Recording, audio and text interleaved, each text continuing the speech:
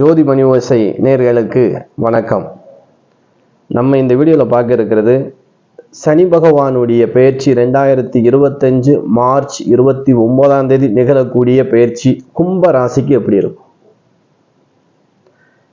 இந்த கும்பராசி அன்பர்களை பொறுத்த வரைக்கும் 2.5 ஆண்டு காலம் 7.5 சனியும் 2.5 ஆண்டு காலம் இன்னும் மார்ச் 29 முடியுது. ஜென்மச்சனி காலமும் அதன் பிறகு மார்ச் 29 2025க்கு மேல பாதச்சனி காலம் 2.5 ஆண்டு காலமும் நடக்க போகுது. இந்த பாதச்சனி காலம் கும்பராசிக்கு எப்படி இருக்கும், இனி என்னத்தை பலன் சொல்ல போறீங்க அப்படின்னு நீங்க கேட்கலாம். எல்லாத்தையுமே அனுபவிச்சாச்சு கும்பராசிக்காரவங்க, இதுக்கு மேல ஒண்ணு இருக்கா அப்படின்னு கூட கேட்கலாம், தவறு.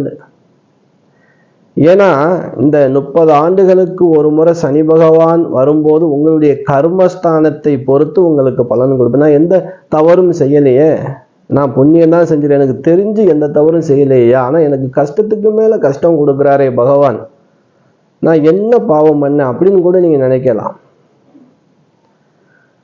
தன்னை அறியாம செய்யக்கூடிய சிறு சிறு தவறுகளாக இருந்தால் கூட சனி பகவான் வரும்போது அவருடைய பிடியில் நீங்கள் துன்பப்பட்டால் வேதனைப்பட்டால் கண்டிப்பாக மிகப்பெரிய ஒரு மகானாக மாற போறீங்கிறதுல எந்த ஒரு மாற்றமும் இல்லை.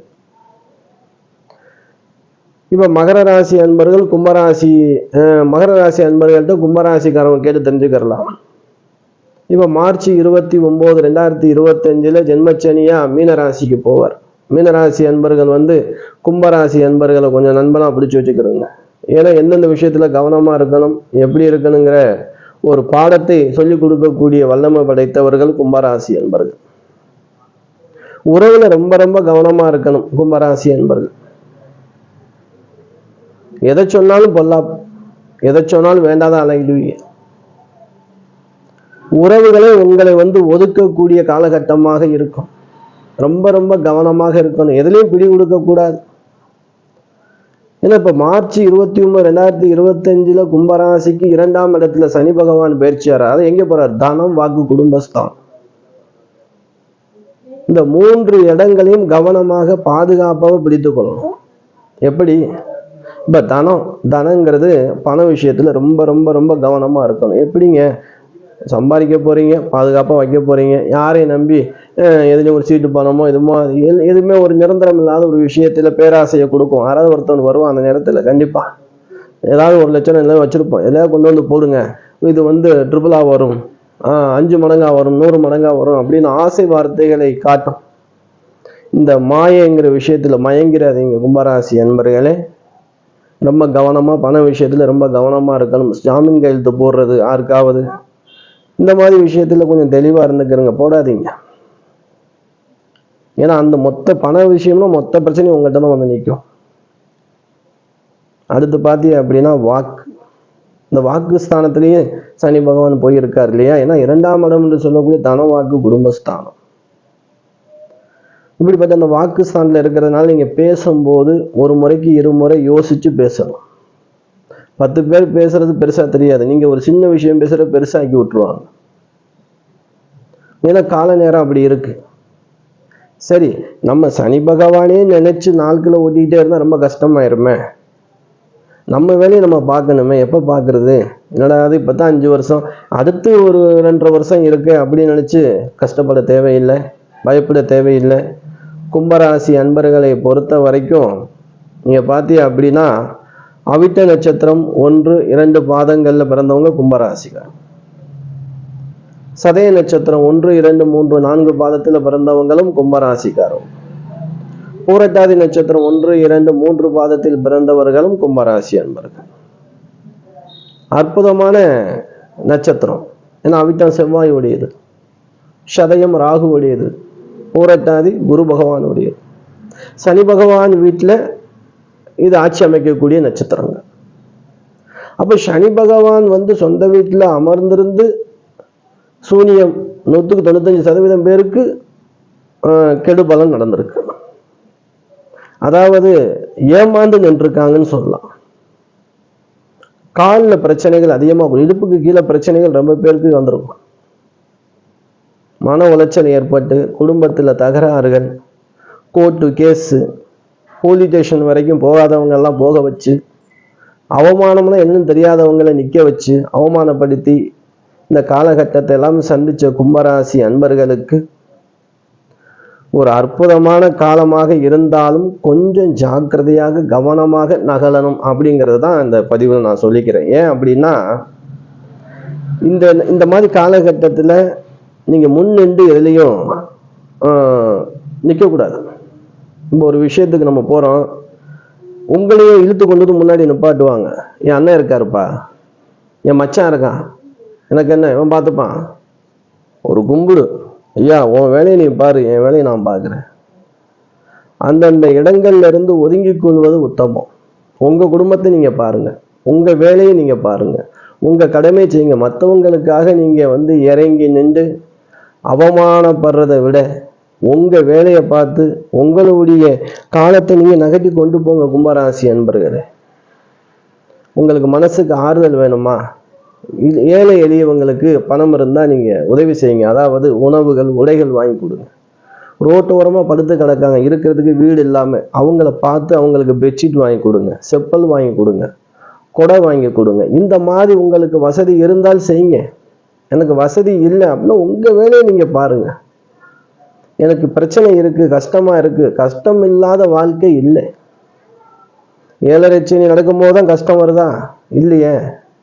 கஷ்டங்கிறது எப்பயுமே காலங்காலமாக ஒரு மனிதனுக்கு வந்து போகிறதான். பணம் இருக்கிறவன் நினைக்கிறோம் பணக்காரன்ப்பா, அவன் கோடீஸ்வரன்ப்பா அப்படின்னா, அவங்களுக்குள்ளே போய் பார்த்தா தான் தெரியும் என்ன பிரச்சனை அவங்க சந்திச்சுட்டு இருக்காங்க அப்படின்னு. சாப்பிட கூட முடியாத அளவுக்கு பெரிய பெரிய கோடீஸ்வரர்கள் இன்னும் இருக்கத்தான் செய்கிறாங்க. நிம்மதி இல்லாத சாப்பாடு, குடும்பத்தோட ஒன்றா இல்லாமல் ஓடிக்கிட்டே இருக்காங்க.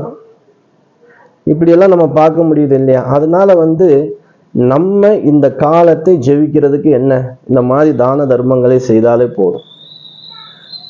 ஒரு வாரத்தில் ஒரு முறையாவது நீங்கள் கோவில்களுக்கு போய் கொஞ்ச நேரம் உட்கார்ந்து மனசில் இருக்கக்கூடிய பிரச்சனை கஷ்டங்களை எல்லாம் அங்கே சொல்லி பிரார்த்தனை செஞ்சுட்டு ஒரு 2 தீபம் ஏற்றிட்டு வாங்க. இல்லையா அந்த கோவிலுக்கு என்ன வாங்கி கொடுங்க.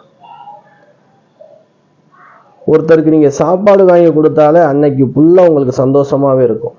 பசியோடு இருக்கிறவங்களுக்கு சாப்பாடு வாங்கி கொடுத்துட்டு நீங்கள் பாருங்கள், சாப்பிட்ற அழகை பாருங்கள். அந்த சந்தோஷம் எங்கேயும் கிடைக்காது. கும்பராசி அன்பர்களை பொறுத்த வரைக்கும் ஒரு முறை திருநள்ளாறு போயிட்டு வந்தால் ரொம்ப விசேஷம். இல்லை அப்படின்னா ஆசிரமங்கள், அதாவது முதியவர்கள் இல்லங்கள், ஊனமுற்றவர்கள், இந்த மாதிரி இருக்காங்க ஆசிரமங்கள் இருக்கு இல்லையா, இதை நீங்கள் தேடி கண்டுபிடிச்சு அங்கே உள்ள முதியவர்களுக்கு, குழந்தைகளுக்கு, மனநலம் பாதிக்கப்பட்டவர்களுக்கு உங்களால் முடிஞ்ச உதவிக்கரங்கள் செய்யுங்க. இதுவே பெரிய புண்ணியம். இதை விட என்ன ஒரு புண்ணியம் நமக்கு கிடைக்க போகுது? இப்போ நீங்கள் பார்த்தீங்க அப்படின்னா நம்ம ஒரு கல்யாணம் முடிச்சு வைக்கிறது பெரிய விஷயம். நம்ம யூடியூப்பில் இலவச திருமணம் முதல்வர் ஐயா தலைமையில் நடந்தது. அப்போ நான் இருக்கக்கூடிய ஆலயத்தினுடைய செயல் அலுவலர் கார்த்திக் ஐயா அவர்கள் சொல்லியிருந்தாங்க, இது மாதிரி யாராவது இல்லாதப்பட்ட ஏழை குடும்பத்தில் இருக்கிறவங்க யாராவது இருந்தால் சொல்லுப்பா அப்படின்னு. நம்ம யூடியூப்பில் தான் போட்டோம். கும்பகோணத்து பக்கத்துல எங்கே நினைக்கிறேன், அங்கேருந்து நமக்கு தொடர்பு கொண்டாங்க. நம்ம செயல் அலுவலர் அவருடைய நம்பரை கொடுத்து அவரை நம்ம தொடர்பு கொண்ட சொன்னோம். நல்ல முறையில் அவங்களுக்கு திருமணம் நடத்தி கொடுத்து எல்லாமே நல்லா சிறப்பாக செஞ்சோம் அப்படின்னு சொன்னாங்க. ஏன்னா ஏதேனும் ஒரு உதவி, நம்மளால ஏதாவது ஒரு உதவி செய்ய முடியுமோ அதை மட்டும் செய்யலாம். ஏன்னா ஒரு கல்யாணம் நடத்தி கொடுக்குற பெரிய விஷயங்க, அதுக்கு ஒரு உதவி. நம்ம இப்போ ஒரு தகவலை கொடுத்ததுனால நம்மக்கிட்ட வந்தாங்க, நம்ம அங்கே சொன்னோம். அது நல்லபடியாக முதல் ஒரு தலைமை நடந்தக்கூடிய அந்த இலவச திருமணத்தில் அவங்களும் ஒரு கணவன் மனைவியாக இருந்து அவங்களுக்கு என்னென்ன தேவையோ எல்லாமே பூர்த்தி பண்ணி கொடுத்துருக்காங்க. ரொம்ப ரொம்ப சந்தோஷமாக இருந்துச்சு. அது கேட்கும் போது மாதிரி உங்களால் முடிஞ்ச வரைக்கும் ஏதேனும் ஒரு உதவியை செய்யலாம். கும்பராசி அன்பர்களை பொறுத்த வரைக்கும் தடுமாற்றம் இருக்கவே கூடாது. உங்கள் வாழ்க்கையில் தடுமாற்றம் என்பது இருக்கவே கூடாது. இன்னொரு விஷயம் என்ன அப்படின்னா, எவ்வளோதான் பிரச்சனை இருந்தாலும் கௌரவத்தை விட்டு கொடுக்க முடியாத ராசி. விட்டே கொடுக்க மாட்டாங்க. எவ்வளோ பிரச்சனைகள், எவ்வளோ சோதனைகள் இருந்தாலும், காசே இல்லாட்டாலும் தன்னுடைய கௌரவத்தை இழக்காத ராசி அப்படின்னா கும்பராசி என்பது. ஆனால் கும்பராசிக்கு ஒரு குணம் இருக்கு, வாரண்டியா போய், அதாவது தானா போய் மாட்டிக்கிறது. அந்த விஷயத்தை மட்டும் செய்யாதீங்க. ஒரு படத்துல பார்த்தீங்க அப்படின்னா வடிவேல் சொல்லுவார்ல, ஒரு போலீஸ்கார் மப்டியில் வரும்போது இடிச்சிடுவாரு. நாங்கெல்லாம் யாரு, நாங்கெல்லாம் ரவுடி எங்களுக்கெல்லாம் எத்தனை பேர் இருக்காங்க. ஒரு வசனம் சொல்லுவார், நான் போடுற இந்த வீடியோல பாருங்க. மோசமான ஆள், நாங்க ரொம்ப கேவலமான ஆளு. கேவலமான ஆள்னா எந்த லெவலுக்கு இறங்கி இது போல வாரண்டியா போய் மாட்டிக்கிற கூடாது. கொஞ்சம் நம்ம தெளிவா கவனமா இருந்தாலே போதுமான விஷயம்.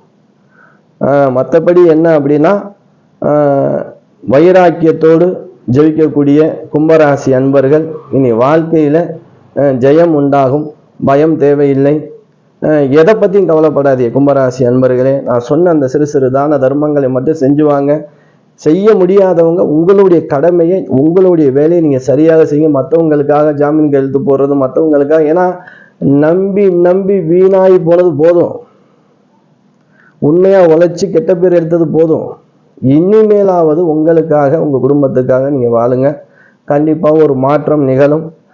அடுத்த வீடியோவில் நம்ம சந்திக்கலாம். உங்கள் ஈஸ்வரன் சீதாராம ஜோதிடர். நன்றி, வணக்கம்.